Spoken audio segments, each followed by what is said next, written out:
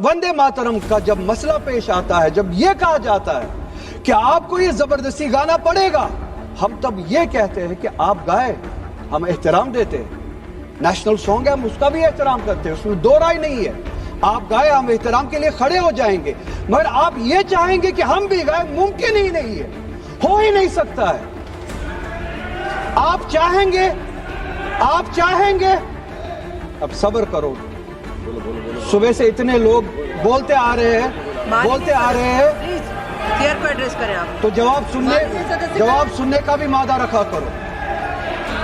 आप गाइए, आप बोलिए नेशनल सॉन्ग है, आप बोलिए नेशनल सॉन्ग है, कोई दो राय उसमें नहीं है, मगर हम पे थोपिए मत।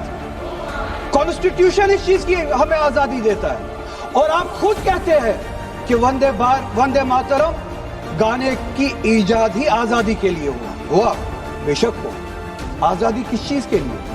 आजादी इस चीज के लिए, हिंदू के हिंदू होने की आजादी, और इसी तरह से मुसलमान के मुसलमान होने की आजादी, सिख के सिख होने की आजादी, और वो आजादी आप मुझसे छीन नहीं सकते हैं, किसी भी नाम पे नहीं छीन सकते, किसी भी दबाव में नहीं छीन सकते, किसी भी सिख से उसके मजहब की आजादी नहीं छीन सकते, किसी भी हिंदू से उसकी मजहब की आजादी नहीं छीन सकते, और किसी भी मुसलमान से उसके मुसलमान होने की आजादी नहीं छीन सकते। कोई भी दबाव मुझे मजबूर नहीं कर सकता है। आप गाइए और हमें वो आजादी दे दीजिए। ये मजहबी आजादी मुझे आपसे दूर नहीं करता।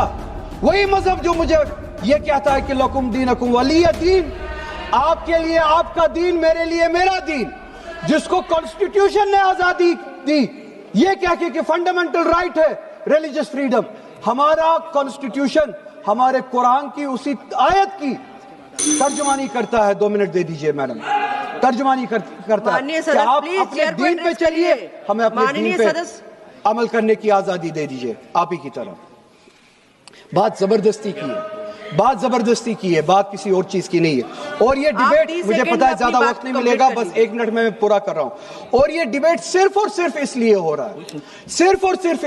है कि जब हिंदुस्तान का हिंदू हो, मुसलमान हो, सिख हो, इनसे पीने के लिए साफ पानी मांगे, सांस लेने के लिए साफ हवा मांगे, रोजगार मांगे, जब इनसे महंगाई के खिलाफ, महंगाई के बारे में जवाब मांगे, जब इनसे रोजगार मांगे, तब ये सिर्फ ये बोल सके कि रोजगार के बारे में बात मत करो। वो देखो मुसलमान, हमने उसको मजबूर किया वंदे मातरम गाने के लिए। वो देखो मुसलमान, हमने उसकी मजहबी आजादी को खत्म किया। इस आड़ में, मुसलमान को दबाने की आड़ में